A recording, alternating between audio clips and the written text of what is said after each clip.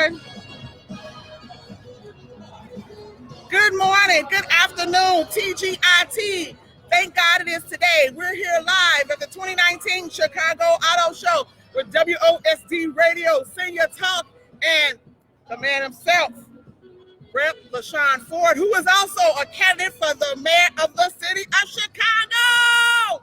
So we're here live, and let me tell you, we're going to ask him a few questions. We thank him so much for coming out, and also he is a paid advertiser on Senior Talk, so wherever he's going to be between now and February 26th, you can find him on our site. Right. So it's going down. I didn't know we were getting all that. Yeah, look, we took care of you, we took care of you. So what we're going to do now is, as the music tones down, we are still on Facebook Live. Hey, Ed Jonas, checking you out. Thank you for checking us out. Sporty King, we love you.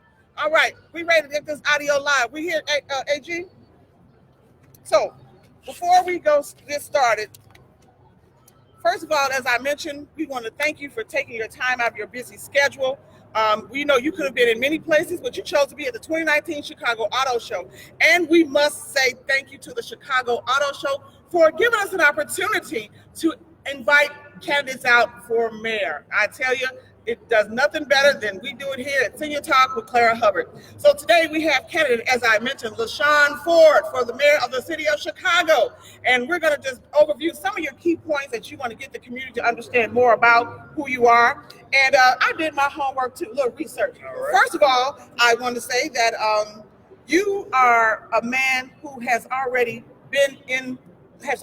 proven to be in the community. Oh, yeah. You know, what I really like to say is, I'm going to say this, don't run, and we have never heard of what you have done. You don't have any track record, so you got a good track record, and we want to bring that to attention. So first of all, what's really important, because we know the auto show is kind of male-dominated, let's talk about the championship fight that you have for bringing our brothers and men back into society. You've done a great work with that. Yeah, I mean, re-entry. Yes, re-entry is important, but we know in society that once you are saddled with a felony or some type of criminal record, you're going to be stuck with that for the rest of your life. So it's our goal to make sure that we get people back on track by sealing their records. We are the author of the Illinois Seal the felonies.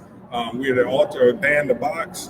And those bills and those laws have given people new journeys in life. Mm-hmm. Because once you get a felony in America, it's almost like a life sentence. Yes. So we know that in America, there are over 100 million people right now with some form of a criminal background. And so that's whites, blacks, you name it, Hispanics, brown people. We have to make sure that Chicago and Illinois and America is fair. And we know that black people, if they get a felony, it's different than a white person getting a felony. Right. So I believe in fairness. I believe in opportunities. Absolutely. Now, one of the key things that I really want you to talk about is this election. There are many people running. Yeah. Let's be clear.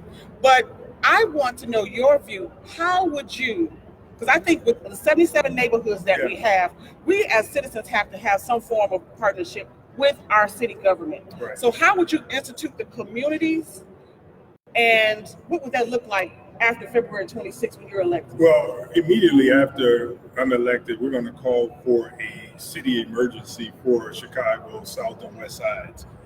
The people in Chicago will recognize, and they recognize that in order for Chicago to be vibrant, all communities, 77 communities have to be vibrant.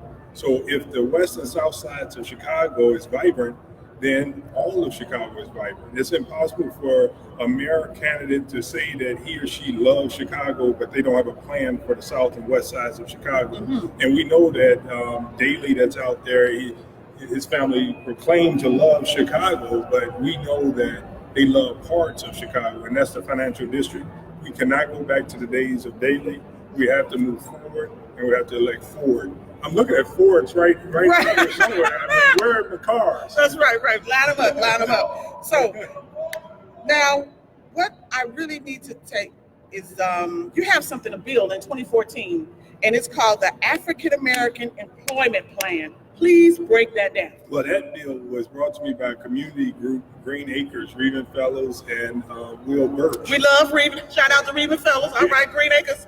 And one of the things that I enjoy about being an elected official is being able to work with community and giving the community a voice. And that bill, just like the SEAL bill, came to me from community organizations, and we worked with that group to get the SEAL bill passed. And it was a lady named Melissa Williams. She passed. She died of cancer, so God rest her soul. But she really helped make that bill possible. She didn't have money to do it, but she had a representative like me that really believed in her and gave voice to it, and we had the SEAL bill. Now, the African American Employment Plan, we know that one of the problems that we have in the Black community is when you drive down the street, you see everybody working in our community on those construction projects but Black people. That's unfair. When you go into any state facility, you see majority white people working in those facilities. Well, we have to make sure that there's equity in the economy, and we have to have an inclusive economy. So what the African American Employment Plan did, we made sure that we took numbers from every agency in the state, and we pressed each agency to increase their numbers of African Americans in the state government. We have examined the testing because everyone has to take a test pretty much to work for the state. So we have challenged the aptitude test, and we found that there was some bias in the aptitude test, which means that it's very difficult for Blacks to even test in because the tests have been proven to be biased. So we have been able to get more Black people hired with the state of Illinois and in higher managerial positions as a result of the African American Employment Plan. We're going to take that right to Chicago to make sure that Chicago has an African American employment plan as well.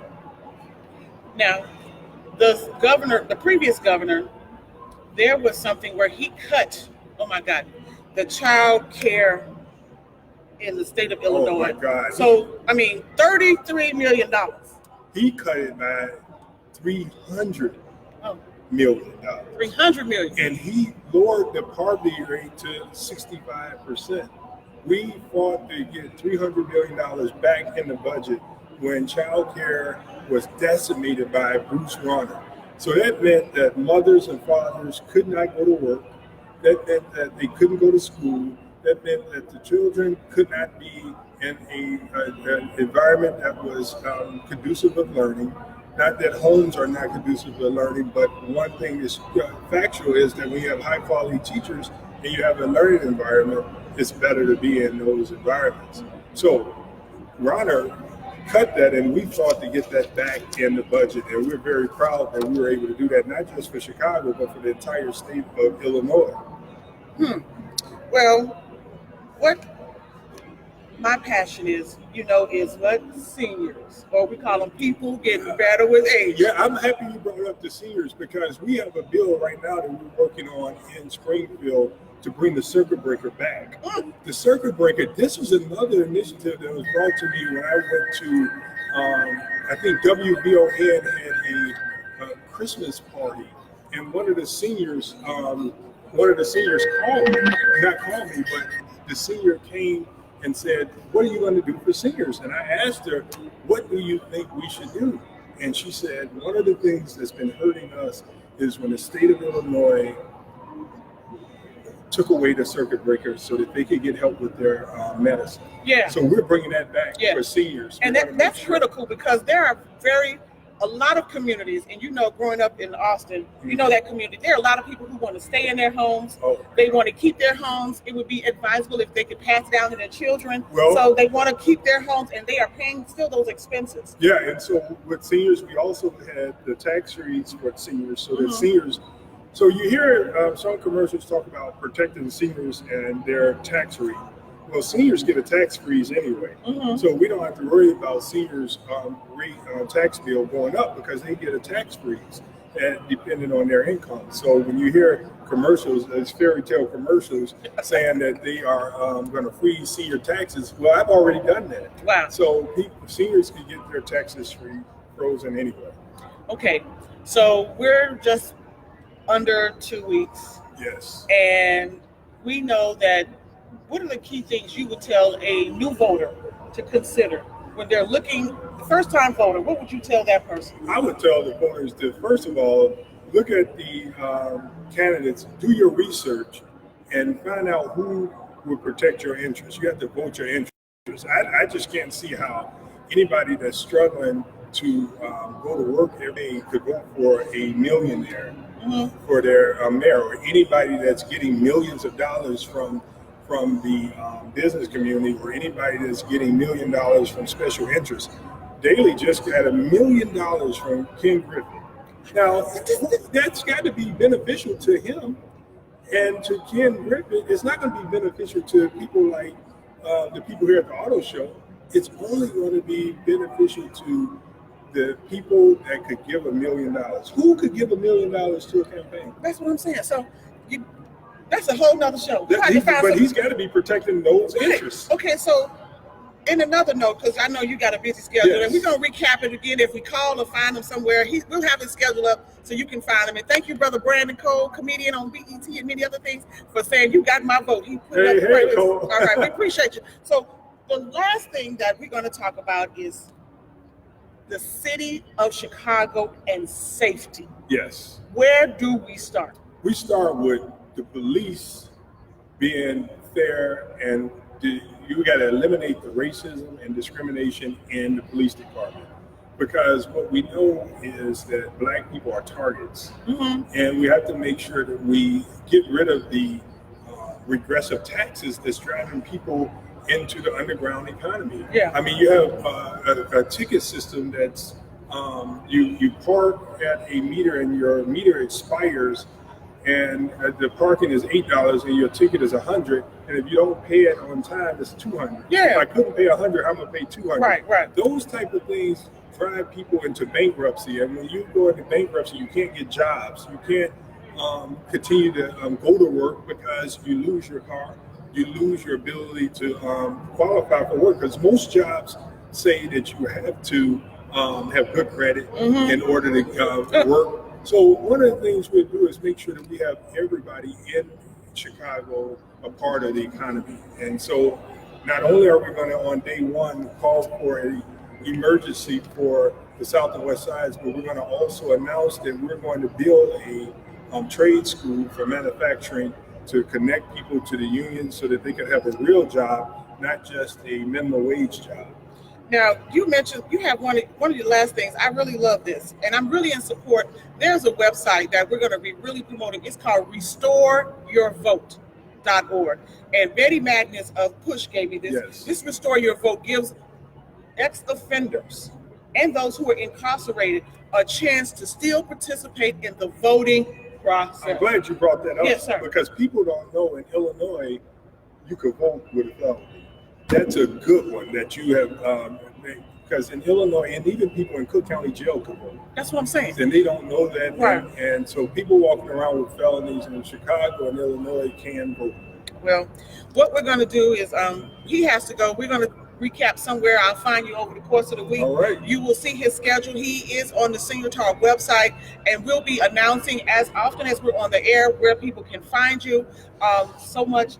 Thank you for your time. And tell them how to get in contact. Yeah, it's FordForChicago.com. But what's most important is our punch number is 32.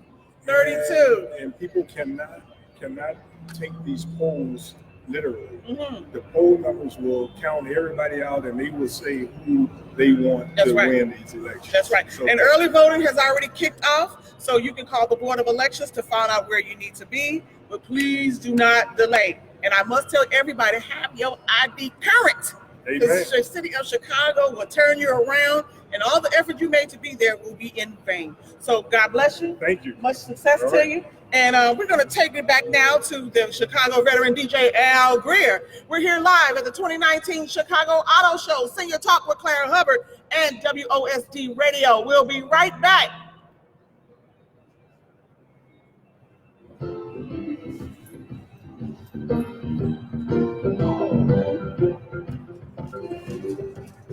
Let me get a picture with him before we go. See what it is? Yeah, right.